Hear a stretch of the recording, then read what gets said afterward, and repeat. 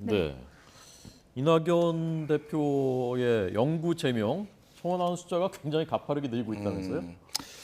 그러니까 지금 뭐 한 5만 명, 3일 만에 5만 명이 지금 돌파를 했는데 개인적으로는 좀 이거에 비판을 안 할 수가 없습니다. 일종의 관심법이거든요. 이낙연이 했다 하더라도 이거에 대해서 제명을 할지 말지에 대해서 논란이 있는데 이낙연 전 대표가 이걸 했다라는 증거가 아무것도 없어요. 대장동 제보했다는 거요? 아, 예. 그러니까 이제 네. 이게 지금 두 가지가 있는데 과거에 하나는 대선 경선 때 대장동 의혹을 이쪽에서 너무 세게 질러가지고 네. 이게 지금 두고두고 발목을 잡는 거 아니냐 하나. 그리고 이번에 그 체포동의안. 체포동의안 투표에서 친낙계가 조직적으로 지금 한 거 아니냐. 네. 요거 두 가지거든요. 두 예. 가지가 있는데 지금 대장동 같은 경우에는 뭐 마찬가지예요.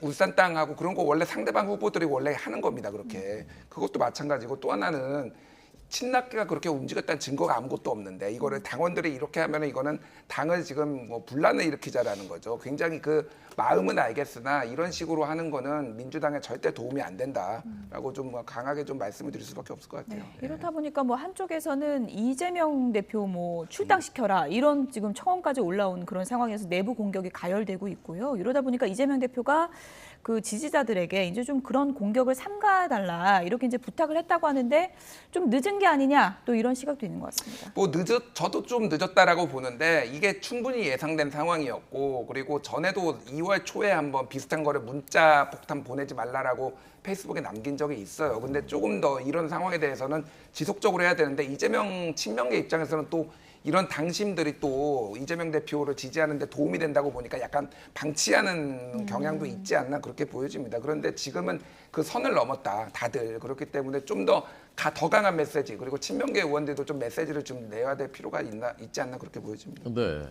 민주당은 지금 이제 내홍 속에서 특검 법안으로 돌파하겠다라는 전략인 것 같습니다. 그 쌍특검 중에 대장동 특검 법안 이번 주에 이르면 발의한다고 하는데 어떻게 평가하셨습니까?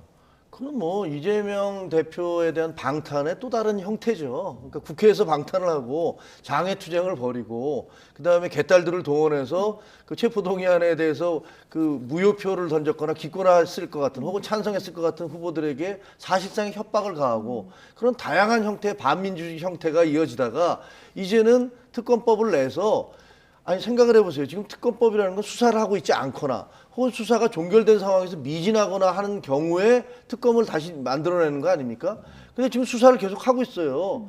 그런데 그것을 중단시키고 특검을 만들어내서 그럼 검사들이 지금까지 수사한 거 우리한테 다 가져와. 그럼 특검 후보는 그 교섭단체, 집권당이 아닌 교섭단체, 민주당 아닙니까? 민주당에서 특검을 만들어내서 그 특검이 조사를 다시 시작하겠다.